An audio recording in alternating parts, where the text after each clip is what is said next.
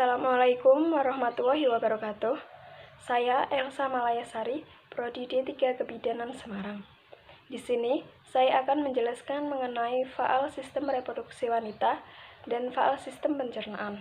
Nah, sebelum itu, apakah sistem reproduksi wanita itu?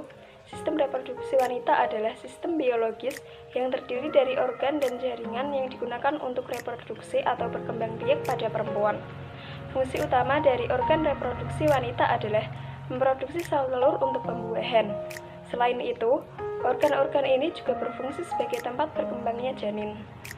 Organ reproduksi wanita terdiri dari dua, yaitu organ eksternal dan organ internal. Organ eksternal memiliki dua fungsi. Yang pertama, untuk memudahkan sperma masuk ke dalam organ reproduksi bagian dalam, serta melindungi dari organisme penyebab infeksi. Yang pertama, organ eksternal wanita ada mons pubis. Mons pubis yaitu jaringan lemak yang mengelilingi tulang pubis.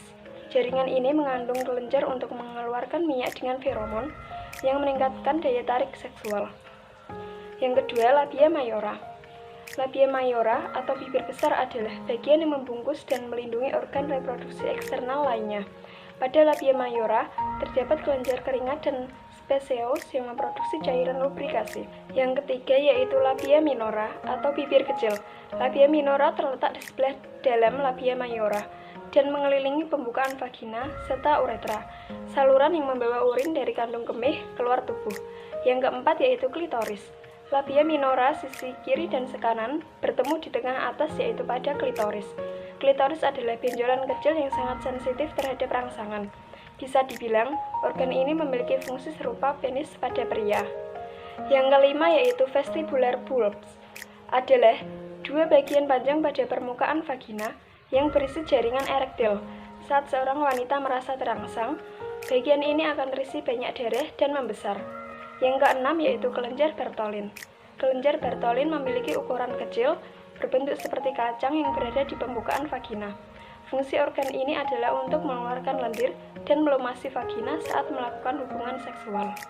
Selanjutnya, organ internal reproduksi wanita memiliki fungsi ovulasi, fertilisasi ovum, implantasi, pertumbuhan fetus, dan kelahiran. Adapun organ-organnya meliputi yang pertama yaitu vagina. Vagina adalah saluran yang menghubungkan serviks ke bagian luar tubuh. Vagina juga merupakan saluran tempat keluarnya leher serviks dan darah menstruasi. Saat proses persalinan, bayi akan keluar dari uterus menuju ke saluran vagina. Yang kedua yaitu serviks atau leher rahim, adalah bagian bawah dari rahim yang menghubungkan rahim dengan vagina. Serviks berbentuk seperti tabung yang berfungsi untuk melindungi rahim dari infeksi dan sebagai jalan masuk sperma saat berhubungan seksual. Yang ketiga yaitu uterus atau rahim adalah suatu ruang kosong yang berbentuk seperti buah bir dan berfungsi sebagai tempat berkembangnya janin.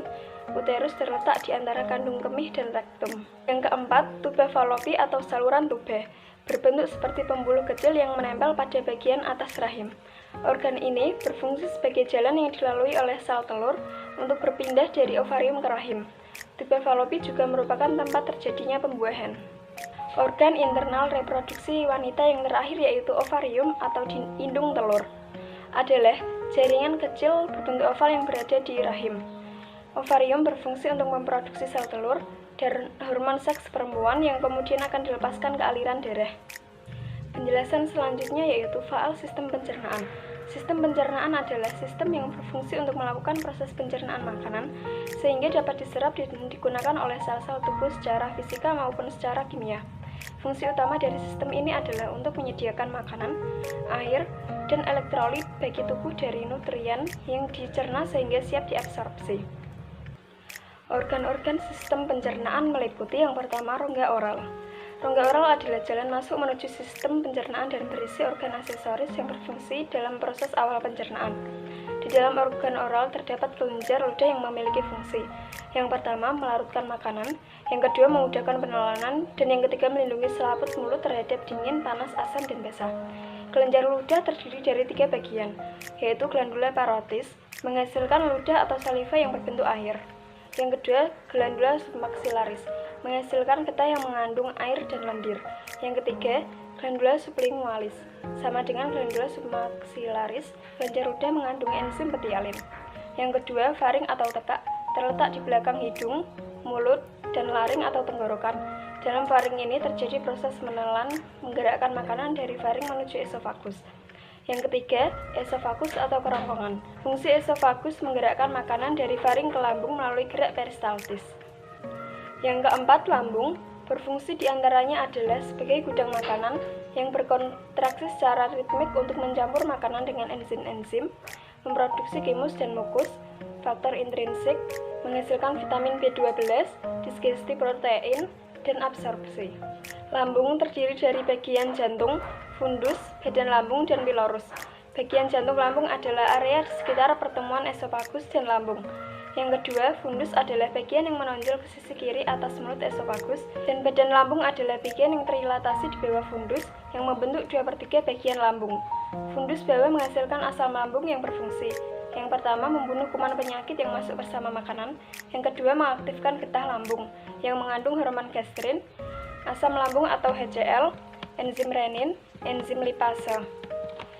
Kemudian bagian pilorus lambung menyempit di ujung bagian bawah lambung dan membuka ke duodenum. Organ sistem pencernaan yang kelima yaitu usus halus. Berfungsi untuk memecah dan menyerap nutrisi dari makanan maupun minuman yang dikonsumsi. Getah usus halus mengandung enzim. Yang pertama, sakarase, memecah sukrosa menjadi glukosa dan fruktosa. Yang kedua, maltase, memecah maltosa menjadi 2 glukosa. Yang ketiga, laktase, memecah laktosa menjadi glukosa dan galaktosa. Dan yang keempat yaitu erepsinogen yang belum aktif, kemudian diaktifkan oleh entrectinase menjadi erepsin. Organ sistem pencernaan yang keenam yaitu pankreas. Pankreas merupakan suatu organ yang terdiri dari 2 jaringan dasar. Yang pertama, asini, menghasilkan enzim-enzim pencernaan. Yang kedua, pulau pankreas, menghasilkan hormon. Pankreas melepaskan enzim pencernaan ke dalam duodenum dan melepaskan hormon ke dalam darah. Enzim yang dilepaskan oleh pankreas akan mencerna protein, karbohidrat, dan lemak. Pankreas juga melepaskan sejumlah besar sodium bikarbonat yang berfungsi melindungi duodenum dengan cara menetralkan asam lambung. Enzim yang dihasilkan oleh pankreas yang pertama yaitu lipase, memecah emulsi lemak menjadi asam lemak gliserin. Yang kedua yaitu amilase, memecah amilum menjadi maltosa. Dan yang ketiga yaitu ribsinogen, diaktifkan oleh entrectinase menjadi tripsin yang berfungsi memecah protein dan peptan menjadi dipeptida dan asam amino. Pankreas juga menghasilkan hormon insulin. Organ sistem pencernaan yang ketujuh yaitu hati. Hati merupakan sebuah organ yang besar dan memiliki berbagai fungsi, yaitu menghancurkan sel darah merah, membersihkan darah dari senyawa berbahaya, memproduksi protein, metabolisme protein, dan penyimpanan nutrisi. Yang kedelapan yaitu kandung empedu dan saluran empedu. Empedu memiliki 2 fungsi penting. Yang pertama, membantu pencernaan dan penyerapan lemak. Yang kedua, berperan dalam pembuangan limbah tertentu dari tubuh, terutama hemoglobin yang berasal dari penghancuran sel darah merah dan kelebihan kolesterol. Organ sistem pencernaan yang kesembilan yaitu usus besar, merupakan bagian akhir alias ujung dari saluran pencernaan. Fungsinya sebagai pintu keluar dari zat sisa proses pencernaan. Selain itu, mencakup penyerapan air dan vitamin hingga memproduksi antibodi dan mencegah infeksi. Bagian-bagian usus besar meliputi yang pertama sekum. Fungsinya membantu penyerapan kembali nutrisi dan sisa air dari chyme, yaitu sisa makanan berbentuk bubur cair dari usus kecil yang masuk ke dalam sekum. Yang kedua yaitu kolon. Fungsinya untuk mencampur chyme dengan enzim pada saluran cerna. Yang ketiga rektum. Fungsinya menerima dan menyimpan limbah dari kolon. Dan yang terakhir yaitu anus, yaitu bagian paling akhir dari saluran pencernaan. Tinja atau kotoran akan dikeluarkan melalui anus dan ditandai dengan sensasi mulas serta dorongan untuk BAB.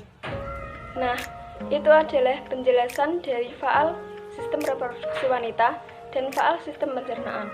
Sekian dari saya. Wassalamualaikum warahmatullahi wabarakatuh.